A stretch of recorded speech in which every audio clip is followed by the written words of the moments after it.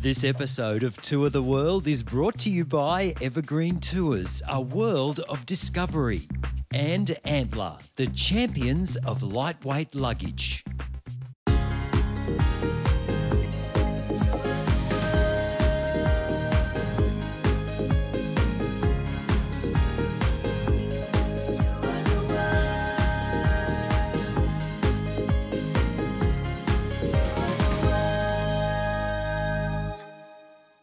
G'day there and welcome to Tour the World. Real people, real travel experiences. Now, we join Aussie tour groups exploring some of the world's most amazing destinations. And this week, part 2 of our extraordinary journey around Southern Africa and Victoria Falls with Evergreen Tours. Now, whatever preconceptions you might have about travelling to Africa, put them aside. I promise you this destination will delight and amaze you. The Big Five for this week track down the amazing Bushman rock art in the Drakensberg, shuck an oyster or two in South Africa's crustacean capital, Knysna, explore colonial history at Cape Town Castle. Africa's markets are a souvenir shopper's delight, and come face to face with the Big Five in Kruger National Park. This incredible tour gets underway in Cape Town, heading along the garden route to Knysna. We travel inland to the fabulous Addo Elephant Park, then on to Port Elizabeth, Durban and spectacular Cathedral Peak in the Drakensberg. We pass through Swaziland before our 2-night stay on the edge of the Kruger National Park. It's on to the Blader River Canyon, then a flight to Zimbabwe and the incomparable Victoria Falls. Now, Evergreen Tours offers a deluxe style of touring with fabulous accommodation and all the key sites included in the itinerary. Last week we met our tour group and a few of the locals along the way. As we mentioned last week, Southern Africa is the destination that really does offer something for everyone. As we set off from Cape Town on this incredible 18-day journey. So, on with part 2.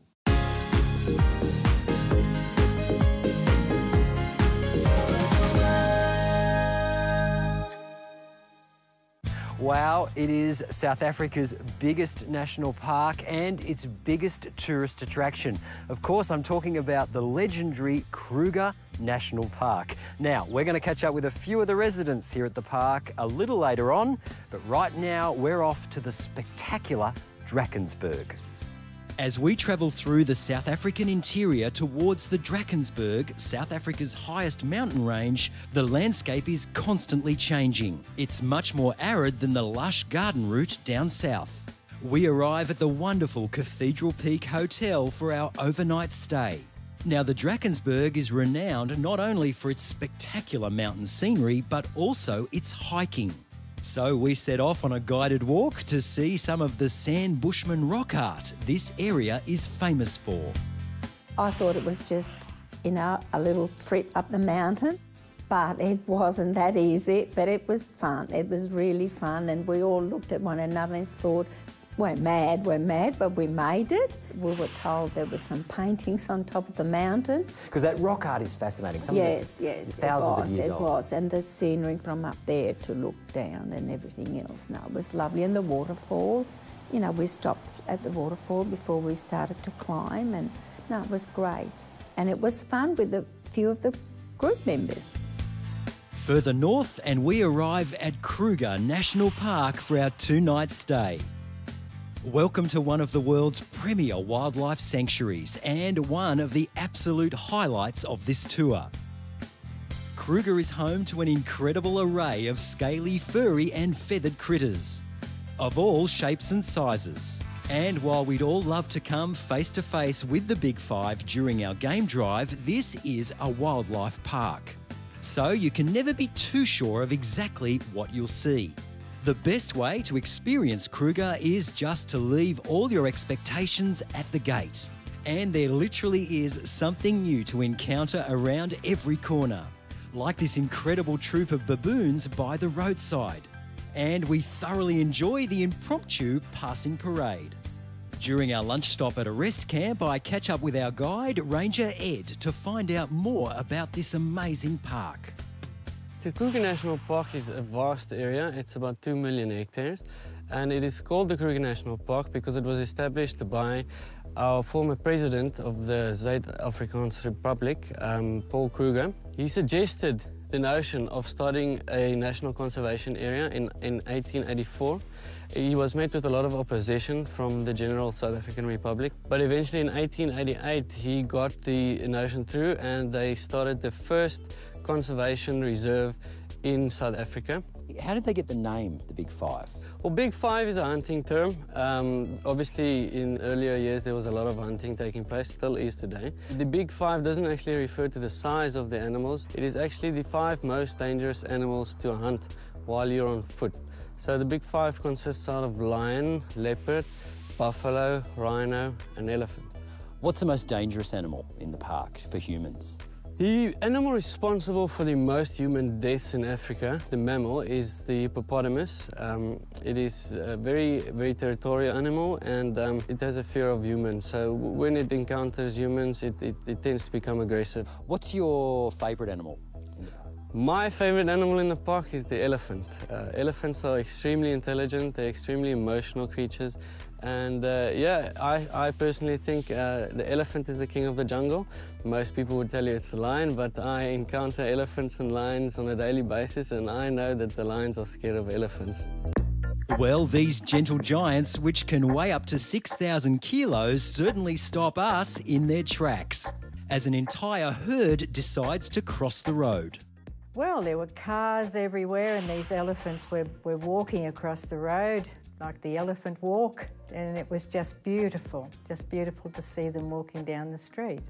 And of course, all the cars were being held up. Yes, the whole lot. It was just like a traffic jam. And did the elephants care? No, they didn't. They didn't care who was there. And another of our favourite moments? I think when we came upon this great, majestic, tall giraffe right by the side of the road, and he was just standing there. He was a very mature fellow, and he was just standing there, and I couldn't believe my eyes. I thought, that's not real, but it was. That was actually a spine-tingling moment, I thought. It was, because he was just there. And he was huge. He was enormous. We were trying to guess how tall he was, because he was just nibbling at the top of a tree, and I've never seen anything quite so awesome. And isn't that what travel's all about? New experiences, yes.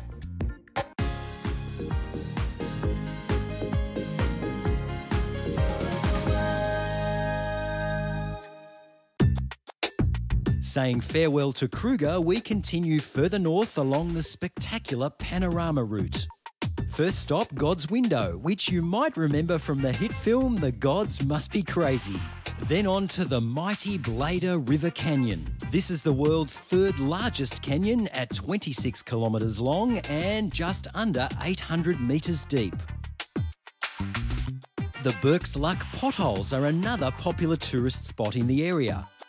These fascinating geological oddities have been carved over millions of years, where the Blader River meets the Treur River, before they join forces and head off to continue the age-old job of sculpting the Blader River Canyon. There's a series of footbridges that crisscross the potholes for your viewing pleasure. On to Zimbabwe for another of the highlights of this tour, the incomparable Victoria Falls. David Livingstone was the first European to encounter the falls back in 1855. But they've been known to locals for thousands of years as the smoke that thunders. Victoria Falls is generally recognised as the world's largest expanse of falling water at 1.7 kilometres wide. It's an absolutely amazing sight. Our 2-night stay in Victoria Falls also includes an afternoon cruise on the mighty Zambezi River. And again, we have a chance to meet some of the local wildlife while enjoying sundowners African style.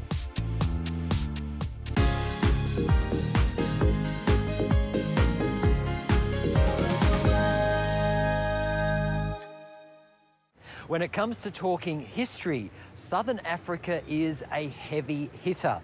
The world's oldest evidence of our Homo sapien hombres was found right here.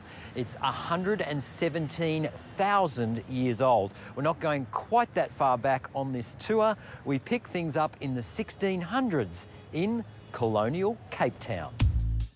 Cape Town's Castle of Good Hope is officially recognised as South Africa's oldest building. It was constructed in the late 17th century by the Dutch East India Company to protect the Dutch settlement at the Cape, which acted as a refreshment stop for ships travelling from the Netherlands to the East Indies. As eventual British colonisation pushed Dutch Boer farmers further inland to what is now northern KwaZulu-Natal. Rising racial tensions led to the Boer Wars of the 1800s. The young nation of Australia took part in the Anglo-Boer War of 1890 to 1902. And we visit the site of the first battle at Talana Hill outside Dundee. The excellent Talana Hill Museum and Heritage Park is packed with ageing memorabilia from the conflict, and you could literally spend hours here studying the vast collection of soldiers' uniforms, medals, press clippings and photographs. Today, the peaceful surroundings and simple farm buildings seem strangely at odds with the violent battle that took place here. There's time to visit the small cemetery, which honours some of the young men who fell during this sad chapter in South African history. And the roots of apartheid in South Africa can be traced back to these conflicts. We learn more during a visit to the Red Location Museum in Port Elizabeth, which chronicles the 50-year struggle for black South Africans to gain equality during the apartheid regime of 1948 through to 1990. Check with your tour leader whether there's time in Port Elizabeth for a stop here. If so, the museum is a thought-provoking and moving collection of photographs and displays that document the forced removal and segregation of blacks into mass townships. Apartheid laws later led to separate beaches, buses, schools and hospitals. Voting rights and even citizenship was stripped away. Anti-apartheid revolutionary Nelson Mandela was jailed for 27 years for resistance against apartheid. Now, in February 1990, this square in the centre of Cape Town was packed with 100,000 people expecting the imminent release of Nelson Mandela. Now, at 4 o'clock, the cavalcade arrived and Mr. Mandela appeared on this very balcony at Town Hall to the thunderous applause of the entire world. It was the end of the apartheid system. Mandela was later elected president of a democratic South Africa.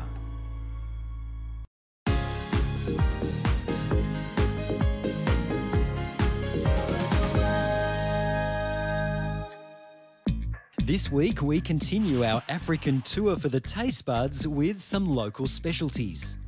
Firstly, of the local drop.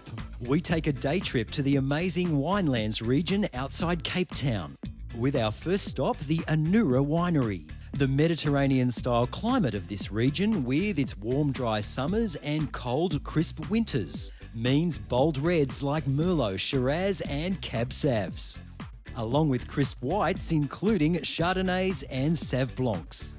A wine and cheese tasting at Anura is a delightful way to get our day underway. Now, Vivian, I'm going to let you in on a little secret. I don't usually need an excuse to have a glass of wine, but today I've got one because the early colonists here on the Cape believed that wine was good for the medicinal treatment of scurvy. Who'd have thought? They planted the first vineyards outside Cape Town, and today it is one of the world's premier winemaking regions. Shall we give it a try? Cheers. On to our second stop of the day, the magnificent Takara Winery outside the town of Stellenbosch. Takara also offers a range of award-winning wines to try. The Wineland tour was another unexpected adventure. They make a lot of wines in South Africa. We tried some of them. The hospitality right throughout the country's been great, including Winelands. And overall, a great day, good weather, good company, and the hostesses were great. Absolutely, John. And now it's time to try another local specialty, this time in the resort town of Knysna, the oyster capital of South Africa. Now, tell me a little bit about the oyster trade here on the Garden Route. Adam, Knysna is renowned for the oysters in this part of the world. We are very popular for the common rock oyster that is found on the coastline between Algoa Bay and False Bay, which is just the other side of Cape Town. Now look, I'm no expert when it comes to oysters, so a beautiful plate of oysters gets delivered to your table like this. How can you tell you're getting a good oyster? Well, Adam, the first thing you should do when you get a plate of oysters is look at the oyster.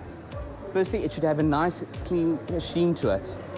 If it doesn't have a sheen to it, it means that it's been open prior. I don't know how long, it might have been a couple of hours. Secondly, you look at the colour. A nice ivory colour is a very good sign of the oyster. Anything other than that, it's suspect. Then, secondly, smell. Smell the oyster. Nice, crisp, clean, salty smell. And the smell of the ocean. Yeah, it's very Nothing clean. else. It doesn't smell fishy. Exactly. So far, so good. All right, so Marianne, you're going to show me how to shuck an oyster. Okay. How many oysters do you shuck a day normally? Oh, too many. Too many. Right. Okay, let's give it a go. So show me how it's done. Okay, so the oyster shucker goes in, then you just kind of wedge it open. Yeah. Yes. Okay, there you go. The little lid comes off. Oh, fantastic. Oh, beautiful. Yes. All right. Have you ever opened one and found a pearl inside? No. No. Oh, that's a bit of bad luck. So we've done the shucking. Now it's time for the eating. Most important part of the oyster. Absolutely. Now, is there an art to that as well? Not really. All you have to do is basically when you grab the oyster, start from the back, have the oyster. That's where the meat of the oyster lies. You just pull it to the back, and it's got a little sinew here right here in the front. And you just use a fork, tear it off, and you're ready to go. Okay. Dress it with whatever you like. You can have Tabasco, lemon, some black pepper maybe.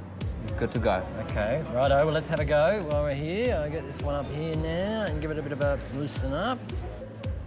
All right. Ooh, it looks delicious. Nice and slimy. You enjoy that.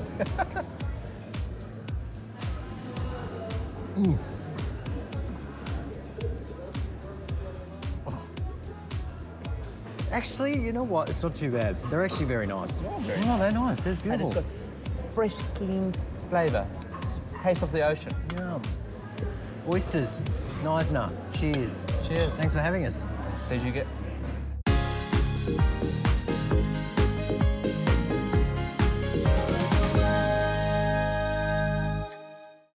How would you like to win an amazing touring package? Well, here's your chance from Tour the World.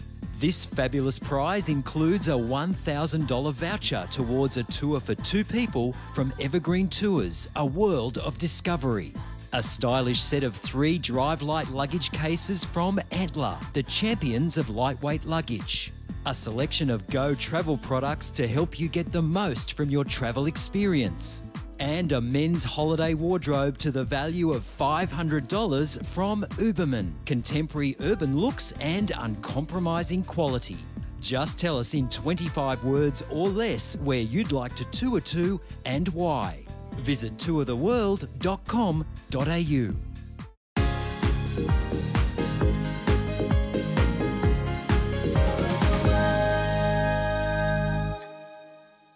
Now, this is the part of the tour I love the best. It's the shopping. And of course, shopping in Africa is fun. Lots of arts and crafts to enjoy. A special mention from Customs. They have quite enough goatskin covered bongo drums. Thank you very much. So be careful what you can and can't bring back into Australia. And I think I'll take this home for the mother-in-law. What do you think? This one is very nice for the two good decorating in the house, the big house. Well, if you're lucky enough to have a big house, then Africa's Curio Markets will make sure you fill it with an amazing array of souvenirs from this trip. As I said, be careful what you can and can't take home. Most of these wooden items are treated, so no problems there. Generally, animal skins and other animal products are a no-no. Haggling is expected and it's part of the experience. But remember, these souvenirs won't break the bank, so keep a sense of humour. There's something to suit every taste, and it really is a great way to engage with the locals. Now, speaking of shopping, have you done much along the way? No, Oh, no, you surprised me, Louisa. Yes, I know. I bought 4 giraffes and 1 elephant. Oh, beautiful. No, because as you know, I'm going further on and my bags are packed and I had to behave, unfortunately. I'd have to say it's just an amazing place. I really think it's one of the most beautiful places I've seen in all my travels. I really do. Now, if you think this tour ticks all the boxes on your holiday checklist, then call Evergreen Tours or go online to evergreentours.com. Wow, what an amazing place to wrap things up here at the spectacular Blader River Canyon in Southern Africa with Evergreen Tours. It's just been an incredible tour.